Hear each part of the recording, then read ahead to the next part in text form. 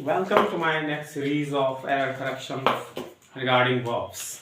In my previous class also, I explained to you as to how the verbs are used in their right form and the right usage of verbs at right place. So continuing that series, I have brought at least 8 sentences for you which you must focus upon and then smarten up your English. Okay, now for sentence in this series, my head is paining.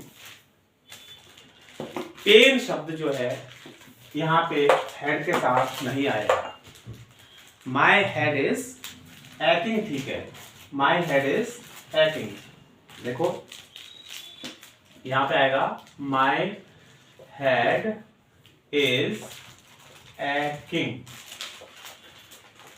एक pen और एक क्या होता है, किसी body part में severe जो pen होता है किसी स्पेशल पार्ट में, उसको हम एक कह सकते हैं. उसी तरह से हमने लिखा हिज लेग इज एक्टिंग, तो यहाँ पे क्या आएगा, हिज लेग हैज पेन.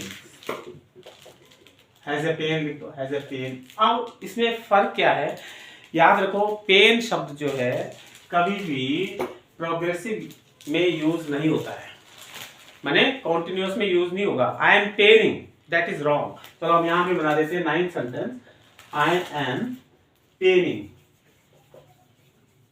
अगर आप इंग्लिश कंट्री में जाएंगे तो वहां ऐसा कोई नहीं बोलेगा आई एम पेनिंग. वहां क्या बोलेंगे, आई हैव पेन्स. क्या बोलेंगे, आई हैव पेन्स या आई हैव ए पेन. अब जहां भी है वहां मेंशन कर लो. Okay, then he ordered for new books.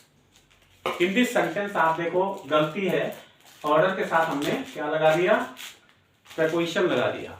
Order किसी चीज के लिए ही होता है तो इसमें एक्स्ट्रा प्रीपोजिशन की जरूरत नहीं आती है. तो ऑर्डर के साथ कभी भी फॉर मत लगाओ, आप सीधा लिखेंगे he ordered new books. Right. Next sentence, I must take your leave. अब टेक योर लीव ये थोड़ा नेगेटिव सेंस में आता है और गलत भी माना जाता है. हमेशा टेक योर लीव का मतलब होता है गुड बाय कहना. तो हम क्या कहेंगे इसको, I must say good by two you. देखो कितना चेंजेस आ रहे हैं सेंटेंसेस में, हम कैसे यूज कर लेते हैं और कितना गलत ये होते हैं. Next sentence, are you seeing the picture on the wall. फिर उसी तरह का शब्द आ गया. एक आपके पास से एक वो होता है, क्या बोलेंगे उसको, सी और हियर. यहां पे मैं थोड़ा एक्सप्लेन कर लेता हूं. एक सी होता है और हियर, दो शब्द है ये. जैसे पेन का भी बताया था मैंने अभी, पेन, सी, हियर, ये कभी भी प्रोग्रेसिव में यूज नहीं होते. मैंने इनके साथ डायरेक्ट इंग फॉर्म मत लगाओ, गलत हो जाएगा. तो क्या आना चाहिए फिर, are you seeing the picture on the wall. Can you see आएगा. क्या आएगा इसमें, कैन यू सी. अब देखो सीइंग तो आएगा नहीं, क्योंकि सी के साथ हम जेरंड नहीं लगाते जनरली, तो आर यू सीइंग नहीं आएगा. कैन यू सी. कई बार हम बोलते हैं कि आर यू सीइंग दिस, वहां पे वो गलत हो जाता है. आप बोलेंगे कैन यू सी दिस. तो can you see the picture on the wall. Right. यहां पे एबिलिटी शो कर रहा है ना, किसी भी काम को करने की जो एबिलिटी होती है उसको कैन से जोड़ा करो. फिर है she could go to Delhi. देखो कुड का मतलब एबिलिटी को बता रहा है यहाँ पे. तो एबिलिटी हमेशा कुड कहाँ आएगा, नेगेटिविटी में. कैन या कुड नेगेटिव के साथ एबिलिटी बताएगा.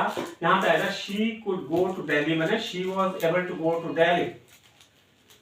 She was able to go to Delhi. अगर यहाँ पे नॉट होता तो बिल्कुल ठीक था, राइट. लेकिन कुड और एबिलिटी, हम एबिलिटी बता रहे हैं तो हम क्लियर लिखेंगे she was able to go to Delhi, ना कि कुड लिखेंगे इसमें. She could go to Delhi, ये थोड़ा सा नेगेटिव सेंस बना रहा है. Next, he cut jokes with me. तो कट जोक्स एक फ्रेज है इंग्लिश का, तो प्लेइंग जोक्स आता है इसमें। क्या आएगा?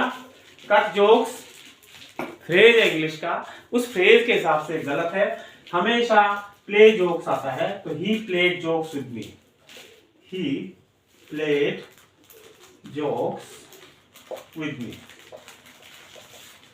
Okay, next sentence, he discussed about the case. जैसे एक सेंटेंस ऊपर था ऑर्डर फॉर, उसी तरह से यहाँ भी डिस्कस के साथ अबाउट नहीं लगता, क्योंकि जब हम कोई चीज डिस्कस करते हैं तो किसी चीज के बारे में ही करते हैं, दैट इज अंडरस्टूड। तो अबाउट का यूज इसके साथ सुपरफ्लस यूज हो जाएगा और सेंटेंस आपका गलत हो जाएगा। इसलिए हम क्या लिखेंगे? Only he discussed the case, he discussed the case. इसका मैंने बता दिया है, आई हैव अ पेन। अब आप ये देखो कि वर्ब के यूज करने में और हमारा ट्रांसलेशन मेथड के हिसाब से अंग्रेजी के शब्द बनाना या सेंटेंस बनाने में कितना जमीन आसमान का फर्क है, कितना गलत हो जाता है अगर आप ट्रांसलेशन के भरोसे रहे। तो वोकैबुलरी बढ़ाओ, enrich your vocabulary, but at the same time it's necessary for you to learn how to use them at a fitting place. So that is the demand of time and for of all the competitive examinations. So you follow all these things and I'm sure you are going to crack the competitive examination in future. Goodbye, and with one request to subscribe to my channel and to like and share. See you in the next class.